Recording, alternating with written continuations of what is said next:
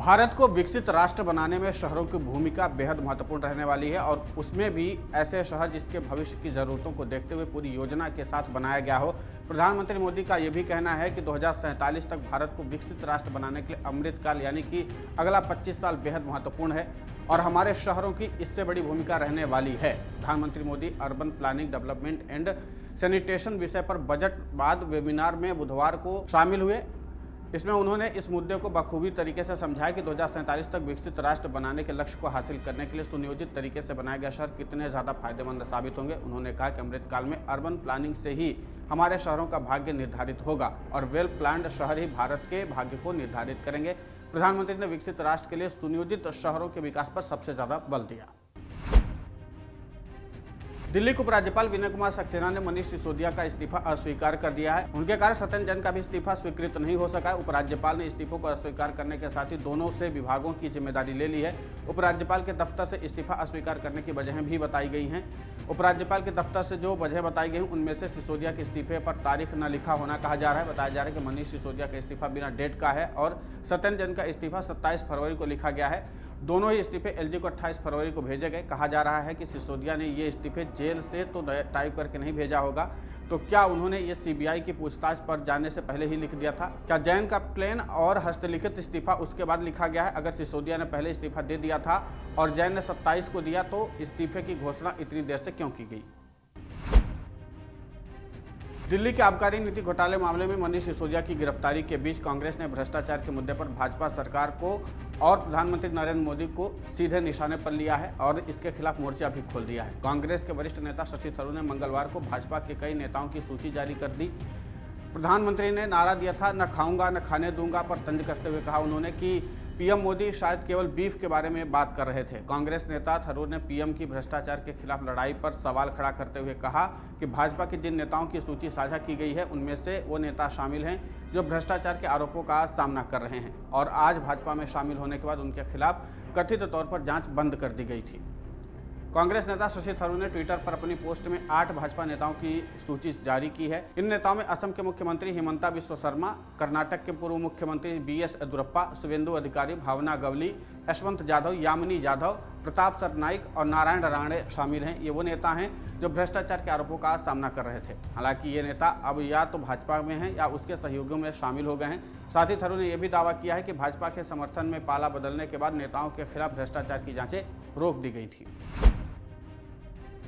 होली के पहले घरेलू गैस के दाम में 50 रुपये की बढ़ोतरी पर कांग्रेस ने केंद्र की मोदी सरकार पर तीखा हमला बोला है। घरेलू गैस के दाम में वृद्धि पर कांग्रेस अध्यक्ष मल्लिकार्जुन खड़गे ने कहा, जनता पूछ रही है अब होली के पकवान कैसे बनेंगे। 1 मार्च को केंद्र सरकार ने घरेलू और कमर्शियल गैस सिलेंडर के दामों में बढ़ोतरी की है। गैस सिलेंडर 50 रुपये महंगा हुआ है जबकि कमर्शियल सिलेंडर की कीमत 350 रुपये बढ़ोतरी की गई है।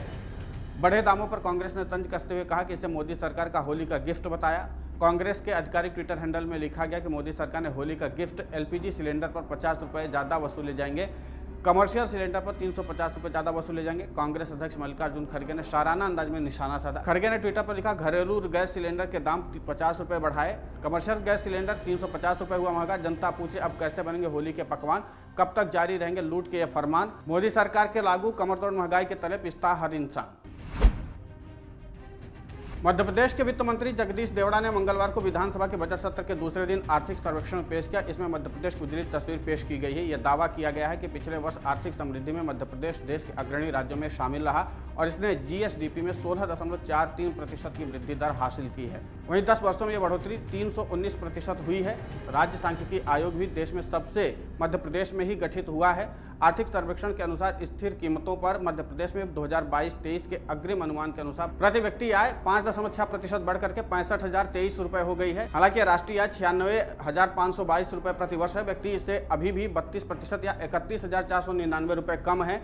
राज्य सरकार का कहना है कि मध्य प्रदेश में प्रति व्यक्ति आय 2011-12 में 38,497 रुपये थी, जो कि इन वर्षों में 70% बढ़ी है। देश की अर्थव्यवस्था $5 बिलियन करने का लक्ष्य रखा गया, जिसमें मध्य प्रदेश ने अपना योगदान $550 बिलियन रखने का लक्ष्य तय किया है। मध्य प्रदेश और तेजी से बढ़ रहा है।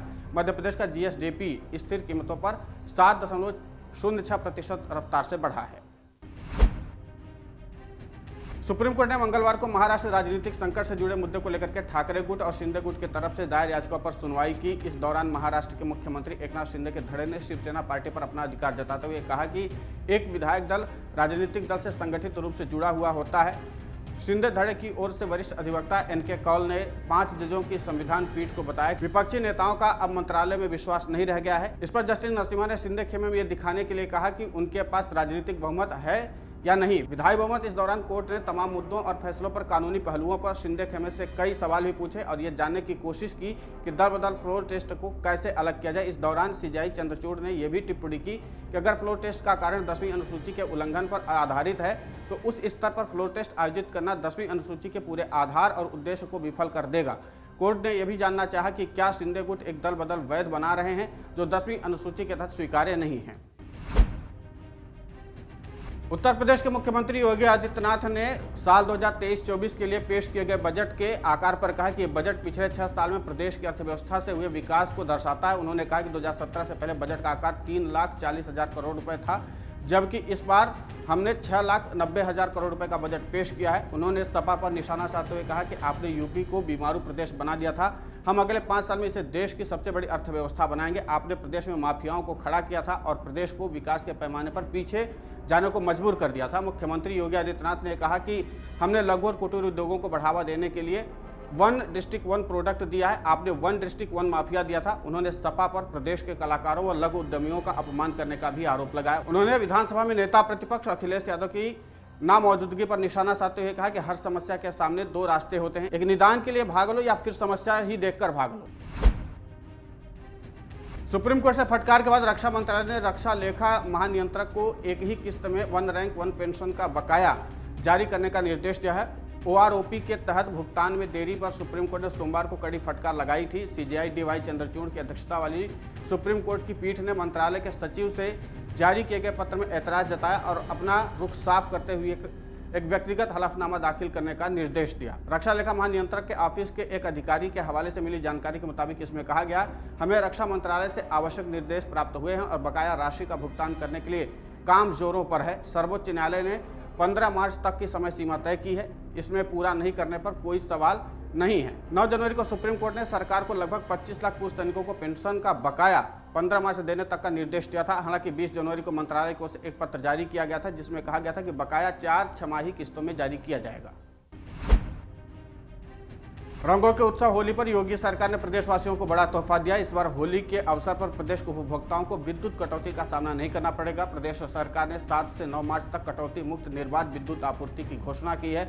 Uttar Pradesh power corporation limited की ओर से मुख्यमंत्री योगी आदित्यनाथ की मंशा के अनुरूप होली के अवसर पर 7 मार्च की शाम 6 बजे से 9 मार्च की सुबह 7 बजे तक पूरे प्रदेश में कटौती मुक्त विद्युत आपूर्ति के संबंधित निर्देश दिए गए हैं। यूपीसीएल के अध्यक्ष एम देवराज ने बताया कि पूरे प्रदेश में इस अवधि में सबको निर्बाध बिजली प्राप्त हो सके, इसके लिए डिस्कॉम के अधिकारियों को स्पष्ट निर्देश दिए गए हैं। उन्होंने कहा कि सभी प्रबंध निदेशकों को निर्देशित किया गया है वे अपने डिस्कॉम में कटौती मुक्त निर्बाध विद्युत आपूर्ति सुनिश्चित किए जाने हेतु समस्त आवश्यक कार्रवाई सुनिश्चित कर लें। यह भी निर्देशित किया गया कि 1912 टोल फ्री नंबर पर आपूर्ति संबंध सूचनाओं पर तत्काल कार्रवाई सुनिश्चित की जाए।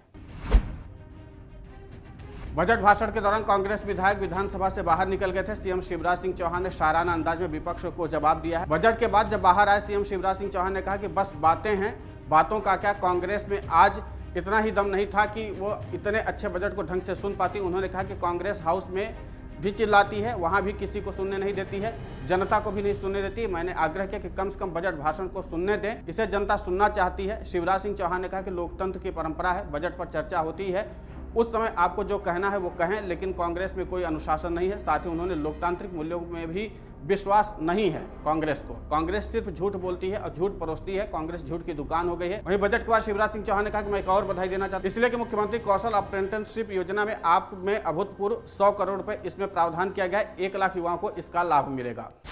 डाउनलोड करें अमर उजाला ऐप और पाएं खबरें लगातार।